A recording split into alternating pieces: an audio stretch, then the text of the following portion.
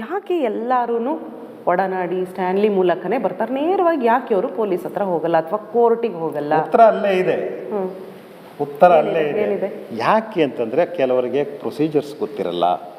ಎರಡನೇದು, ಪ್ರೊಸೀಜರ್ಸ್ ಇದ್ದರೂ ಕೂಡ ನಮ್ಮನ್ನು ಎಲ್ಲಿ ಹೇಗೆ ಇವರು ತಗೊಂಬಂದು ಅಮಾಯಕ ಸೌಜನ್ಯ ಕೇಸಲ್ಲಿ ಅಮಾಯಕ ಯಾರು ಸಂತೋಷ್ ರಾವ್ನ ಹೆಂಗೆ ಫಿಕ್ಸ್ ಮಾಡಿದ್ರು, ಈ ಮಹಿಳೆಗೂ ಅಭಯ ಆಯ್ತು. ಭಯ ಇದೆ.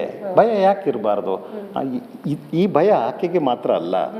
ನೀವು ಭಾರತೀಯರಲ್ಲಿ ವಿಕ್ಟಿಮ್ ವಿಟ್ನೆಸ್ ಪ್ರೊಟೆಕ್ಷನ್ ಅಧಿನಿಯಮ ಚಾಲ್ತಿಲೇ ಇಲ್ಲ. ಸರ್, ಈಗ ಅವರು ಈಗ 2023ರಲ್ಲಿ ನಿಮ್ಮ ಹತ್ರ ಬರ್ತಾರೆ, ನೀವು ಅವ್ರನ್ನೆಲ್ಲ ಪರಿಶೀಲನೆ ಅವ್ರು ಹೇಳ್ತಿರೋದು ಎಲ್ಲವೂ ಸರಿ ಇದೆಯಾ ಅಂತೆಲ್ಲ ನೀವು ಪರಿಶೀಲನೆ ಮಾಡ್ತೀರಾ. ಅವ್ರ ಮನೆ ದೇವ್ರ ಮೇಲೆ ಪ್ರಮಾಣ ಮಾಡಿ ಆ ಲೇಡಿ ಹೇಳ್ತಾರೆ.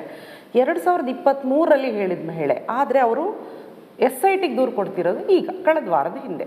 ಯಾಕಿಷ್ಟು 2 ವರ್ಷ ಬೇಕು? ಇನ್ನೆಲ್ಲಿ ಕೊಡಬೇಕಾಗಿತ್ತು ಹೇಳಿ? 2 ವರ್ಷ ಬೇಕಾಯ್ತಾ ಸರ್? ಎಲ್ಲಿ ಕೊಡ್ಲಿಕ್ಕೆ ಚಾನ್ಸಸ್ ಇದೆ? ಪೊಲೀಸ್ ಕಂಪ್ಲೇಂಟ್ ಕೊಡ್ಬೋದಿತ್ತು, ಕೋರ್ಟಿಗೆ ಹೇಳ್ಬೋದಾಗಿತ್ತು. ನಿಮಗೆ ಪ್ರೊಸೀಜರ್ಸ್ ಗೊತ್ತಿಲ್ಲ. ನಿಮಗೆ ಗೊತ್ತಿದೆಯಲ್ಲ ಸರ್? ನನಗೆ ಗೊತ್ತಿದ್ರಿಂದ ಹೇಳ್ತಾ ಇದ್ದೀನಿ. ಪ್ರೊಸೀಜರ್ ಇದು ಮತ್ತೆ ಈ 2 ವರ್ಷದ ನಂತರನೇ, ಅಂದ್ರೆ ನಿಮಗೆ ಗೊತ್ತಿತ್ತಾ ಇದು ಇನ್ನೇ ಹೊತ್ತು ಮತ್ತೆ ಸೌಜನ್ಯ ಹೋರಾಟ ಮತ್ತೆ ಶುರು ಆಗುತ್ತೆ? ಅವರು ಬಂದ್ರು, ಅವ್ರು ಹೋದ್ರು. ಅವಾಗ ಕೊಡೋಣ ಅಂತ ಏನಾದ್ರು ಅನ್ಕೊಂಡಿದ್ರ? SIT ಆದಾಗ ಅಕಸ್ಮಾತ್ SIT ಆಗಿಲ್ಲ ಅಂದ್ರೆ ಆ ಮಹಿಳೆ ಕಂಪ್ಲೇಂಟ್ ಕೊಡ್ತಾನೆ ನೀವು? ಯೂಸ್ಲೆಸ್. ಯಾಕೆ ಸರ್ ಯೂಸ್ಲೆಸ್? ಖಂಡಿತವಾಗ್ಲೂ ತಗೊಳ್ಳಲ್ಲ ಮೇಡಮ್. ಹೆಂಗ್ ಹೇಳ್ತೀರಾ? ಇದು ನಿಮ್ಮ ಯಾವುದೋ ಒಂದು ಸಂಸ್ಥೆಯನ್ನ ಕಟ್ಟಿ ಬೆಳೆಸಿ ಪ್ರತಿದಿನ ಆ ಸಂತ್ರಸ್ತರ ಮಹಿಳೆಯರಿಗೋಸ್ಕರ ಹೋರಾಡೋರಿಗೆ ಕಾನೂನು ಗೊತ್ತಿದೆ. ಪೊಲೀಸ್ ಅಷ್ಟು ಸುಲಭವಾಗಿ ನಿಮ್ಮನ್ನ ನಿರ್ಲಕ್ಷ್ಯ ಮಾಡಲ್ಲ ಸರ್. ಈಗ ಪ್ರಶ್ನೆ, 2 ವರ್ಷದಿಂದನೇ ನಿಮಗೆ ಗೊತ್ತಾಗಿ 2023 ಗೊತ್ತಾದ್ರೂ ನೀವು 2025 SIT 2 ವರ್ಷ ನೀವು ಕಾಯ್ತಾ ಇದ್ರ? 2 ವರ್ಷದ ನಂತರ ಇದೇನೋ ಆಗುತ್ತೆ, ಮತ್ತೆ ಸೌಜನ್ಯ ಹೋರಾಟ ಶುರು ಆಗುತ್ತೆ, ಬರುತ್ತೆ ನಿಮಗೆ ಗೊತ್ತಿತ್ತು. ಬರಲೇಬೇಕು. ಹೋರಾಟ ಮಾಡಿದ ಮೇಲೆ ಒಂದು ರೀಇನ್ವೆಸ್ಟಿಗೇಷನ್ನು, ಅಡಿಷನಲ್ ಇನ್ವೆಸ್ಟಿಗೇಷನ್ನು, ಅಥವಾ ನನಗೆ ನಂಬಿಕೆ ಇದೆ ಅಂದ್ರೆ ನಿಮಗೆ 2023ರಲ್ಲೇ ಗೊತ್ತಿತ್ತು ಮತ್ತೆ ಸೌಜನ್ಯ ಹೋರಾಟ ಶುರು ಆಗುತ್ತೆ, ತಿರುವು ಸಿಗುತ್ತೆ. ಹೋರಾಟ ಪ್ರಾರಂಭ ಆಗಿತ್ತು. ಪ್ರಾರಂಭ ಆಗಿದ್ದು ನಾನು ಹೇಳ್ತೀನಿ. ಹೋರಾಟ ಶುರುವಾಗುತ್ತೆ ಅಲ್ಲ, ಶುರು ಆಗಿದೆ. ಶುರು ಆಗಿದ್ದರ ಪ್ರಯುಕ್ತ ಫಲಿತಾಂಶವಾಗಿ ಸರ್ಕಾರ ಒಂದು ನಿರ್ಣಯವನ್ನು ತಗೊಳ್ಳುತ್ತೆ ಅಂತ ಗೊತ್ತಿತ್ತು. ನಂಬಿಕೆ ಅದು ಎಲ್ಲ. 2 ವರ್ಷ ಆ ಮಹಿಳೆನ ಹಂಗೆ ಕಾಪಿಟ್ಕೊಂಡಿದ್ದ. ನಾವೇನು ಕಾಪಾಡ್ಕೊಳ್ಳಲಿಲ್ಲ. ನಮ್ಮಲ್ಲಿ ಆಕೆಗೂ ಕೆಲವರು ಹೇಳೋರಿದ್ದಾರೆ, ಆಕೆಯು ನಮ್ಮ ಥರನೇ ಒಂದು ಮನೆತನದಿಂದ ಬಂದಂಥ ಹೆಣ್ಮಗಳು. ಅವ್ರ ಮನೆ ಇದೆ, ಆಸ್ತಿ ಪಾಸ್ತಿ ಇದೆ, ಅವ್ರ ಭಂಗ ಅವ್ರು ನೋಡ್ಕೊಂಡು ಅವ್ರ ಪಾಡಿಗಿರ್ತಾರೆ. ಆದ್ರೆ ಅವಾಗ ಬಂದು ಹೇಳಿದಾಗಲೇ ನೀವು ಒಂದು ವಿಡಿಯೋ ಮಾಡಿ ಆ ಮಹಿಳೆದೊಂದು ವಿಡಿಯೋ ಹಾಕಿದ್ರಿ ಯೂಟ್ಯೂಬ್ನಲ್ಲಿ ಅಲ್ವಾ? ಯಾವಾಗ? ಆಗ್ಲೇ 2 ವರ್ಷದಿಂದ. ಆವಾಗ ಬಂದಾಗ ಅವ್ರದ್ದು ಯಾವ್ದು ಗೌಪ್ಯವಾಗಿನೇ ಮಾಡಿದ್ವಿ. ಮಾಡಿದ್ರಿ. ಹಂಗೆ ಗೌಪ್ಯವಾಗಿ ಮಾಡಿ ಯೂಟ್ಯೂಬಿಗೆ ನೀವು ಬಿಟ್ಟ ಮೇಲೆ ಪೊಲೀಸ್ ಕಂಪ್ಲೇಂಟ್ ಕೊಡ್ಬೋದಿತ್ತಲ್ಲ? ಯಾಕೆ ಕೊಡ್ತೀರಿ? ನೀವು ಹೇಳ್ತೀರಿ ಯಾರು ತಗೊಳ್ತಾರೆ? ನನಗೆ ಈಗ ಓಪನ್ ಆಗಿ ಕೇಳ್ತೀನಿ, ಯಾವ DGಗೆ ಕೇಳ್ತಾ ಇದ್ದೀನಿ, ತಗೊಳ್ತಾರ? It is nothing to do with this process. ನೀವು 1000 ಬರ್ಬೋದು, ಒಂದ್ಸಲ ಅಂದ್ರೆ ಸೌಜನ್ಯ ಕೇಸಲ್ಲಿ ತಗೊಳ್ಳಲ್ಲ ಅನ್ನೋದಾ ನಿಮ್ಮ ಆರೋಪ? ಹೌದು. ಒಂದ್ಸಲ ಲಿಸ್ಟ್ ಆದಮೇಲೆ ಎವಿಡೆನ್ಸ್ಗಳು, ನಂತರ ಅಡಿಷ್ನಲ್ ಲಿಸ್ಟ್ಗಳು ಬಂದರೆ, ನಾನು ನೋಡಿದ್ದೀನಿ, ನಾನು ನೋಡಿದೆ, ಕೇಳಿದೆ ಅಂತ ಬಂದರೆ ಅದಕ್ಕೆ ಮತ್ತೆ ಲೀಗಲ್ ಪ್ರೊಸೀಜರ್ಸ್ ಮೂಲಕನೇ ಹೋಗಬೇಕು. ಸೊ ಆ ಮಹಿಳೆ 2023ರಲ್ಲಿ ನಿಮ್ಮ ಹತ್ರ ಬರ್ತಾರೆ. ನೀವೀಗ ಆ ಮಹಿಳೆನ SIT ತನಕ ಕಳಿಸ್ಕೊಟ್ಟಿದ್ದೀರಾ. ಆ ಮಹಿಳೆಯ ಹೇಳಿಕೆಗಳಲ್ಲಿ ಸ್ವಲ್ಪ ವ್ಯತ್ಯಾಸ ಬರ್ತಿದೆ. ಅವರು ಒಂದು ಕಡೆ ಹೇಳ್ತಾರೆ, ನೀವು 2 ವರ್ಷದಿಂದ ಒಂದು ಆ ಮಹಿಳೆದ ಸಂದರ್ಶನ ಮಾಡಿ ಹಾಕಿದ್ರಿ ನಿಮ್ಮ ಯೂಟ್ಯೂಬಲ್ಲಿ. ಅಲ್ಲಿ ಅವರು ನಾನು ಅವತ್ತು ನೋಡಿದ ದಿನ ಹೇಳಿದ್ದಕ್ಕೂ ಈಗ ಮಾಧ್ಯಮಗಳಲ್ಲಿ ಅಂದರೆ ರಿಪಬ್ಲಿಕ್ ಕನ್ನಡಕ್ಕೇನೆ ಆ ಮಹಿಳೆ ಎಕ್ಸ್ಕ್ಲೂಸಿವ್ ಆಗಿ ಮಾತಾಡಿದ್ರು. ಆ ವ್ಯತ್ಯಾಸಗಳಿದೆ. ಯಾಕೆ ಆ ವ್ಯತ್ಯಾಸ? ನೀವೇನಾದ್ರು ಗಮನಿಸಿದ್ದೀರಾ ಮಹಿಳೆ ಹೇಳಿಕೆಗಳಲ್ಲಿ ವ್ಯತ್ಯಾಸನ? ಇಲ್ಲ. ನಾನು ಯಾವುದು ತುಂಬ ತಲೆ ಓಡಿಸಿ ಯಾವುದನ್ನು ನಾನು ಮಾಡಲ್ಲ. ಅಂದರೆ ಈಗ ಮಹಿಳೆ ಇದ್ದಕ್ಕಿದ್ದಂಗೆ ಬಂದಿದಾರಲ್ಲ, ಇದಕ್ಕಿದಂಗೆ ಬಂದು ನಾನು ನೋಡಿದ್ದೆ ಅಂದ್ರೆ ಕಂಪ್ಲೇಂಟ್ ಕೊಡಕ್ಕೆ ಈ ಮಹಿಳೆ ಈಗ ಅದೇ ಆವಾಗ ಬಂದದ್ದು ಮತ್ತೆ ಕಳಿಸಿದ್ವಿ. ಈಗ 2023ರಲ್ಲಿ ಕಳಿಸ್ತೀರಾ, ಈಗ 25 ಈಗ ಬಂದಿದ್ದಾರೆ SIT ಕಂಪ್ಲೇಂಟ್ ಕೊಡ. ಈಗ ಆ ಮಹಿಳೆಯ ಬಂದಿರೋದೇ ಕೆಲವರ ಅನುಮಾನಕ್ಕೆ ಕಾರಣ ಆಗಿದೆ. 13 ವರ್ಷದಿಂದ ಸೌಜನ್ಯನ ಎಳ್ಕೊಂಡು ಹೋಗ್ತಾ ಇರೋದನ್ನ ನೋಡಿದ ಮಹಿಳೆ ಈಗ ಯಾಕೆ ಬಂದು ಹೇಳ್ತಿದ್ದಾರೆ? ಇದರಿಂದ ಇನ್ನೇನಾದ್ರೂ ಒಂದು ಪಿತೂರಿ ಇದೆಯಾ? ಇವರನ್ನ ಯಾರಾದ್ರೂ ತಯಾರು ಮಾಡಿ ಕಳಿಸಿದಾರಾ? ಆ ತಯಾರು ಮಾಡಿರೋದ್ರಲ್ಲಿ ಒಡನಾಡಿ ಸ್ಟ್ಯಾನ್ಲಿ ಇದ್ದಾರಾ?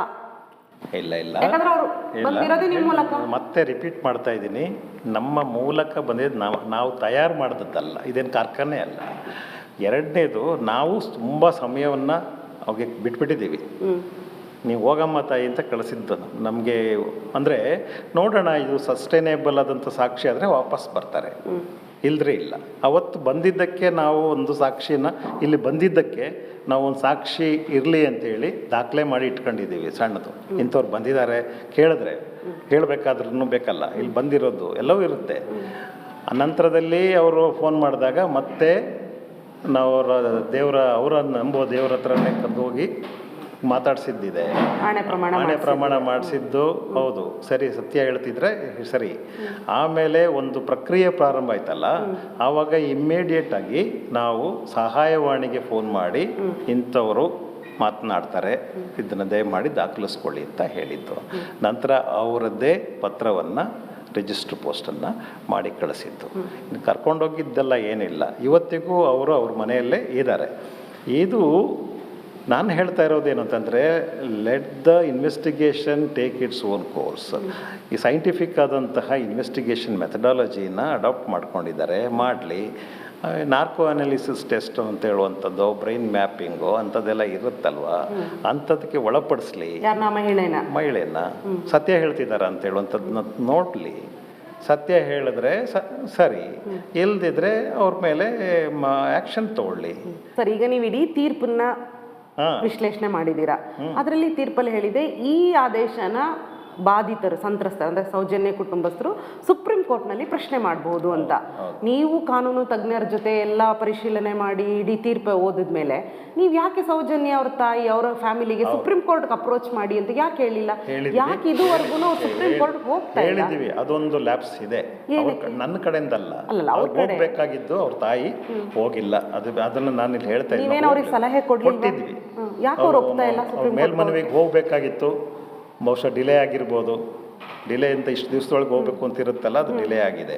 ಬಟ್ ಅದೇನೇ ಇರಲಿ, ಸರ್ಕಾರ ಸಲಹೆ ಕೊಡ್ಲಿಲ್ವಾ ಅವರಿಗೆ? ನೀವು ಸುಪ್ರೀಂ ಕೋರ್ಟ್ ಹೋಗಿ ಮೇಲ್ಮನವಿ ಹೋಗಿ ಅಂತ ಹೇಳಿದ್ದಿದೆ, ಅದೇ ತರ ಬೇರೆ ಯಾವುದೋ ಒಂದು ಪ್ರಕರಣದಲ್ಲೂ ಹೇಳಿದ್ದೀನಿ, ಅವ್ರು ಬರದೇ ಹೋಗಿ. ಯಾಕೆ ಹೋಗ್ತಾ ಇಲ್ಲ ಅವರು ಸುಪ್ರೀಂ ಕೋರ್ಟ್ ಹೋಗಕ್ಕೆ ಅಂತ ನಿಮಗೆ ಒಪ್ಲಿಲ್ಲ? ಪ್ರಶ್ನೆ ಅಲ್ಲ, ಒಪ್ಲಿಲ್ಲ ಅಲ್ಲ, ಹೋಗ್ಲಿಲ್ಲ. ಏನಕ್ಕೆ ಅಂತ ನಿಮಗೆ ನನಗೂ ಗೊತ್ತಿಲ್ಲ. ನೀವೇನು ಮಾತಾಡಲಿಲ್ಲ? ಅಷ್ಟೇನು ಅವ್ರನ್ನೇನು ಕನ್ವಿನ್ಸ್ ಮಾಡ್ಲಿಲ್ವಾ ನೀವು ಸುಪ್ರೀಂ ಕೋರ್ಟ್ ಹೋಗಿ ಅಂತ 2 ಸಲ ಹೇಳಿದ್ದಿದೆ.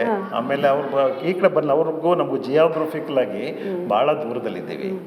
ಮೈಸೂರಿನ ಪ್ರಾಂತ್ಯದಲ್ಲಿ ನಾವಿರೋದು. ಸೊ ನೀವು ಈ ಹೋರಾಟಕ್ಕೆ ಅಂದ್ರೆ ಧರ್ಮಸ್ಥಳಕ್ಕೆ ಯಾವತ್ತೂ ಹೋಗೇ ಇಲ್ವಾ? ಈ ಹೋರಾಟದ ರೂಪುರೇಷೆ ಮಾಡಕ್ಕೆ ಹೋಗಿದ್ದೀನಿ. ನಾನು ಬಹಳ ಟ್ರಾವೆಲ್ ಮಾಡಿದ್ದೀನಿ. ಅಲ್ಲಿ ಮನೆಯಲ್ಲಿ ಮಾತಾಡ್ಸಿದ್ದೆ, ಕೆಲವ್ರನ್ನೆಲ್ಲ ಮಾತಾಡ್ಸಿದ್ದೆ ಧರ್ಮಸ್ಥಳ ಸುತ್ತಮುತ್ತ. ಯಾಕೆಂದರೆ ನಮಗೆ ನೀವು ಹೇಗೆ ಬಂದಿದ್ದೀರೋ ಹಾಗೆ ಕೆಲವೊಂದು ವಿಚಾರಗಳನ್ನ ತಿಳ್ಕೊಳ್ಬೇಕಲ್ವ. ಫಸ್ಟ್ ಹ್ಯಾಂಡ್ ಇನ್ಫಾರ್ಮೇಷನ್ಸು ಯಾರೋ ಹೇಳಿದ್ರು ಅಂತಲ್ಲ, ತಿಳ್ಕೊಳ್ಬೇಕಾಗಿರುತ್ತೆ. ಅಲ್ಲಿ ಇನ್ನೊಂದು ಪ್ರಕರಣ ನಡೆದಿತ್ತು, ಯಾವುದು ಮಾವುತನ್ ಕೇಸ್ ಇತ್ತಲ್ವ, ಅದು ಏನದು ಅಂತ ತಿಳ್ಕೊಳ್ಬೇಕಾಗಿತ್ತು. ಅವರ ಮಗನ ಹತ್ರ ಮಾತಾಡಿದ್ದೀನಿ. ಸರ್, ಇವತ್ತು ಒಂದು ಗುಪ್ತಚರ ಇಲಾಖೆದ ಒಂದು ರಿಪೋರ್ಟ್ ಬಂದಿದೆ. ಅದರ ಪ್ರಕಾರ 2 ವರ್ಷದ ಹಿಂದೆನೆ ಈ ಮಟ್ಟಣ್ಣನವರು, ತಿಮ್ರೋಡಿಯವರು, ಸ್ಟ್ಯಾನ್ಲಿ ಅವರೆಲ್ಲ ಸೇರಿ ಧರ್ಮಸ್ಥಳದ ವಿರುದ್ಧ ಹೋರಾಟದ ಒಂದು ರೂಪುರೇಷೆನ ರೂಪಿಸಿದ್ರು. ಒಂದು ಷಡ್ಯಂತ್ರ 2 ವರ್ಷದ ಹಿಂದೆನೆ ನಡೆದಿತ್ತು ಅನ್ನೋ ಒಂದು ಗುಪ್ತಚರ ಇಲಾಖೆ ಸರ್ಕಾರಕ್ಕೆ ಒಂದು ವರದಿ ಕೊಟ್ಟಿತ್ತು.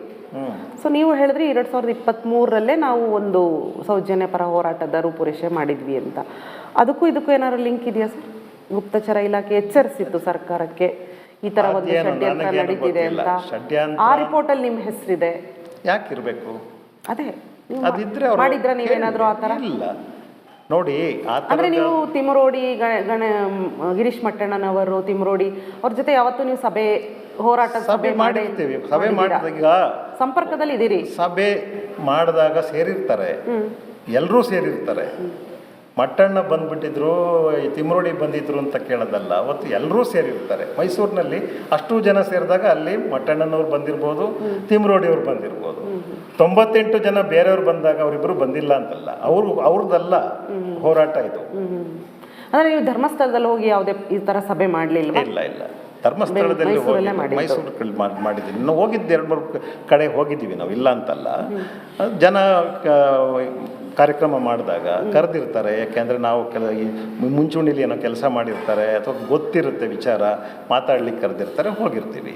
ಕಳೆದ 4-5 ದಿನಗಳಿಂದ ಏಕಾಏಕಿ ಒಡನಾಡಿ ಮತ್ತು ಸ್ಟ್ಯಾನ್ಲಿ ಅವರ ಹೆಸರು ಬರ್ತಾ ಇದೆ. ಧರ್ಮಸ್ಥಳದ ಷಡ್ಯಂತ್ರದಲ್ಲಿ ಸ್ಟ್ಯಾನ್ಲಿ ಅವರೂ ಒಂದು ಭಾಗ, ಫಂಡಿಂಗ್ ನಡೆದಿದೆ, ಈ ಥರ ಎಲ್ಲ ಆರೋಪ ಬರ್ತಾ ಇದೆ. ಏನು ಇದ್ದಕ್ಕಿದ್ದಂಗೆ ನಿಮ್ಮ ಹೆಸರು ಸುಮ್ಮನೆ ಬರುತ್ತಾ? ಸುಮ್ಮನೆ ಪಾತ್ರ ಇಲ್ಲೇ ಬಂದಿದೆಯಾ? ಸುಮ್ಮನೆ ಬರೋದೆ. ಇದು ಕೊನೆಯ ಅಸ್ತ್ರ ಅಂದರೆ ನಮ್ಮ ದೇಶದಲ್ಲಿ ಒಂದು ಧರ್ಮ ದಂಗಲನ್ನು ಎದ್ದೇಳಿಸುವಂಥದ್ದು. ಇದು ತುಂಬ ವಿಷಾದನೀಯವಾದಂಥದ್ದು ಮತ್ತು ಆತಂಕಕಾರಿಯಾದಂಥದ್ದು. ಒಂದು ಸತ್ಯವನ್ನು ಮೆಟ್ಟಿ ನಿಲ್ಲಲಿಕ್ಕೆ, ಸತ್ಯ ಮೇಲೆ ಬರದೆ ಹಾಗೆ ಮಾಡಲಿಕ್ಕೆ ಕೊನೆಗೆ ನಿಮ್ಮ ಮೂಲ ಹುಡ್ಕೊಂಡು ಹೋಗುವಂಥದ್ದು ಇದೆಯಲ್ಲ, ತುಂಬ ಅಸಹ್ಯಕರವಾದಂತಹ ಒಂದು ಬೆಳವಣಿಗೆಗಳಿದು. ಈಗ 50 ದಿನದಿಂದ ಇದು ತನಿಖೆ ನಡೀತಿದೆ, SIT ತನಿಖೆ ನಡೀತಾ ಇದೆ. ಆದರೆ ಈಗ ಕಳೆದ 4-5 ದಿನ ಏಕಾಏಕಿ ಸ್ಟ್ಯಾನ್ಲಿ ಅವ್ರನ್ನೇ ಕೇಳಬೇಕು. ಇದು ಸ್ಟ್ಯಾನ್ಲಿ ನಿಮಗೆ ಏನೋ ಅದು ಯಾಕಪ್ಪ ನನ್ನ ಯಾಕೆ ಇಟ್ಕೊಂಡಿದ್ದಾರೆ ಹೆಸರು? ನನ್ನ ಹೆಸರು ಯಾಕೆ? ನಿಮ್ಮ ಫಂಡಿಂಗ್ ಮಾಡಿದ್ದೀರಾ ನೀವು? ನಾನು ಯಾರು? ನಿಮ್ಮ ಒಡನಾಡಿ ಸಂಸ್ಥೆ ಒಡನಾಡಿಯಲ್ಲಿ ನಾನು ಯಾರು? ಒಡನಾಡಿಯಲ್ಲಿ ಇಡಿ ನೋಟಿಸ್ ಕೊಟ್ಟು ನಾನು ಕೇಳ್ತಾ ಇದ್ದೀನಿ ನಿಮಗೆ, ಒಡನಾಡಿಯಲ್ಲಿ ನಾನು ಒಂದು ಸಣ್ಣ ಭಾಗ. ಒಡನಾಡಿಯಲ್ಲಿ ನನ್ನ ಬಿಟ್ಟರೆ ಅಷ್ಟೂ ಜನನೂ ಕೂಡ ಬೇರೆ ಧರ್ಮಕ್ಕೆ ಸೇರಿದಂಥವರೇ ಇದ್ದಾರೆ. ನನ್ನ ಒಬ್ಬನ್ನ ಬಿಟ್ಟರೆ ಬಾಕಿ ಎಲ್ಲರೂ ಕೂಡ ಬೇರೆ ಬೇರೆ ಧರ್ಮಕ್ಕೆ ಸೇರಿದವರು. ಅರ್ಥ ಆಗ್ತಾ ಇದೆ? ನಿಮ್ಮ ಹೆಸರು ತಂದಿರೋದು ಧರ್ಮ ಹೆಸರನ್ನ ಇಟ್ಕೊಂಡ್ರೆ ಅವ್ರು ಪ್ರೊಟೆಕ್ಟ್ ಆಗ್ಬೋದು ಅಂತ ಅಂದ್ಕೊಂಡಿದ್ದಾರೆ, ಜನರನ್ನ ಎತ್ಕಟ್ಬೋದು ಅಂತ.